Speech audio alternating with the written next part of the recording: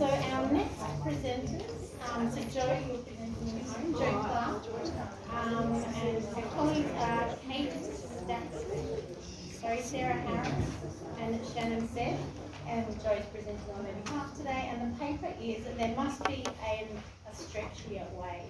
Australian social work students' experience of critical pedagogy in an online placement, the SPACE project. Sounds fascinating. Over to you, Joe.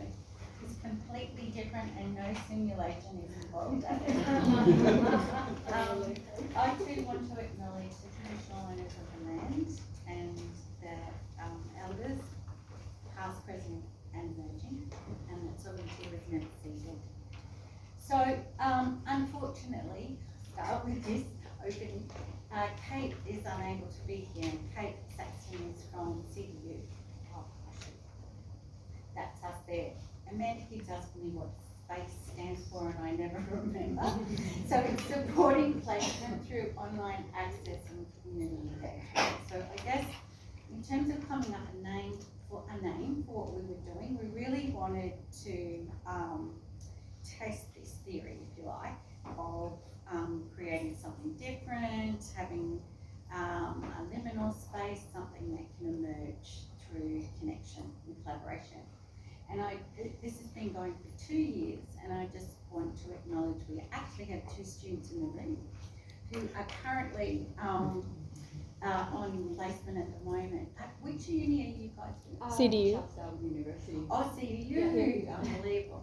Yeah, so again, it was born during COVID and our need to support students. Well, for QUT's purposes, our students weren't able to get into the country.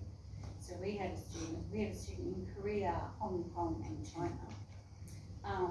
Whereas Kate, Sarah and Shannon we had students all over Australia. We had them in remote areas and we had them in Canberra, Sydney.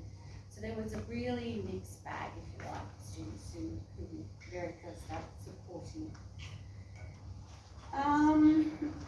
So I guess the research around it is pretty much what I'm going to present today. But the principles that underpinned it were these ones around, it's very much relational based, participatory action, research and community development. So the global online partnerships, really what we wanted to build was, if we can't do a traditional placement, if there is something, and what COVID gave us, I guess, was permission to try something new. So the question we tried to answer was, well, what does it look like? How do we make placements that are more flexible, given that COVID is here to stay, really? COVID is part of our life, and I mean, certainly our, not only our sector, but certainly our field education team has been really hammered. I've had 2 staff members down, one with long COVID and another one who's had COVID for the 2nd time and is very ill. So I don't know that we're never going to be post-COVID, really, I think. And many of you would know that even when the lockdowns were over, the sector was really struggling, just in terms of their ability to provide supervisors and their ability to actually support students in that way. So we wanted to look at, well, what's some sort of flexibility that can suit diverse students. I think one of the things that came out from me in yesterday's workshop around, how do we bring our values, our social work values, into placement? Well, if we are a profession who believes in social justice and equity, then we would have to acknowledge that no students are not the same, and students need very different things from placement. And what's going to work for one student in one context is not going to work for the other. So there's this whole kind of approach around, well, how do we take this forward? How do we take this into the future? So yes, the education, the field education context, we've been writing and we've been thinking for a long time about the crisis that sits in the sector in terms of how do we support students on placements, how do we find something for them that's going to give them what they need in terms of their learning.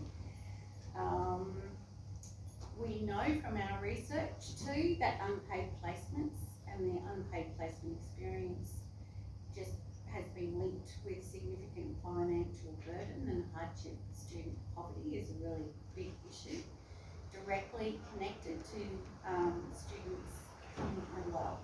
And you know, their mental health now seems to be something that we also have to hold when we're thinking about supporting students on placement, particularly if they can't afford to eat, can't afford to pay rent. For the first time, I think, in a very long time, we've had quite a few homeless students because they can't afford rent.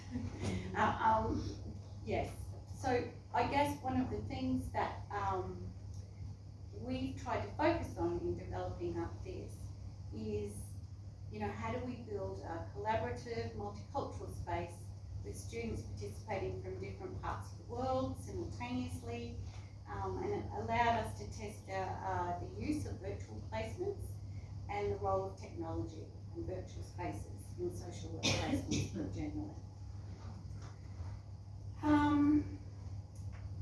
So yes, as I said, when we first ran it, we had students based in the Asia Pacific region, plus we had domestic students, but the domestic students may also have come from a very ethnically diverse background. So that we looked at what kind of social work placements may look like in the new world, and the model for future iterations, basically locally and internationally, offering learning that demonstrates more equity across student placements. So we looked at 3 questions really were explored in the whole kind of project, and that was really, what is social work? Who decides what social work is? And whose voices and approaches to practice have been privileged? So in line with the decolonising theme, the students basically engaged with social work wherever they work in their local communities. They ran, they kept journals of their observations and reflections and collated information regarding the types of services and their availability. So, you know, what does their community look like? And very much connected to each other.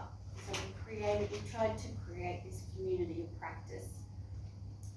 In focus groups, students then ran and considered the ways that they were different but the same. And these group discussions were recorded and transcribed for future critical reflection. So just in terms of the research, we did interview the students, obviously, after they had finished. And the 3 things that came forward were really that the students found their space placement as initially difficult to articulate, as it didn't conform to that direct indirect binary. So it wasn't a research, technically an indirect research, I'm sorry. And that needed to be worked through initially. But many felt it was a great opportunity to be part of growing something new. And this is significant, I guess, in naming the space as a liminal space, because if we don't encounter liminal space in our lives, we start idealising normalcy. And what we wanted to do is not let this opportunity that COVID had given us passing us by. Let's try something innovative, let's put it out there, let's show, you know, what can happen, what we can be a part of, instead of just clawing back to the status quo after COVID was open. And, you know, as you know, any of you who are involved in organisational change and innovation, one of the greatest reasons that innovation fails is that people cling to what they knew, and the drive for normal is what they ends up happening in terms of innovation that fails. So basically, these are just some quotes. This was very much based in critical reflection. Kate ran it. Kate was the academic who took courage of it. And when I interviewed one of the students and I talked about critical reflection and the way that you teach critical reflection is important in this whole discussion. And so pretty much it can then spill into your, the rest of your life. So for people who are working in very remote communities, they talk to me about how it's not just a professional practice. Now I know how to work with conflict in a much more substantial way, and things like that. So critical reflection really underpinned, and the whole idea is if you can truly critically reflect and understand oppression in that way, well then that has benefit for wherever you're going. Technology may have enabled it, but really great supervision was the core to the success. And I'm sure the students in the room today will talk about the really great supervision. So I think that's the last slide. At the very start, I liked the idea of the project, but I was not too excited about the online bit. But I did a placement last year. It was face-to-face. And to be honest, I did not build a rapport with other people I've built in this placement. I'm glad that at least we meet every week, even if it was online. The fact that we're all students in this project, even though we have very different interests, different experiences and strengths, we all started from the same point. All of us being on the same line made me identify with everyone. I didn't need to be in the same physical space in order for not to feel isolated. And that sense of community, sense we're all in this together, we're going to work it out together. And that came through with the supervision as well. People were saying my last placement, supervision was nothing compared to the great supervision I've had in this one. Yeah. Thank you. Thank you so much, Jo. Does anyone have any questions for Jo?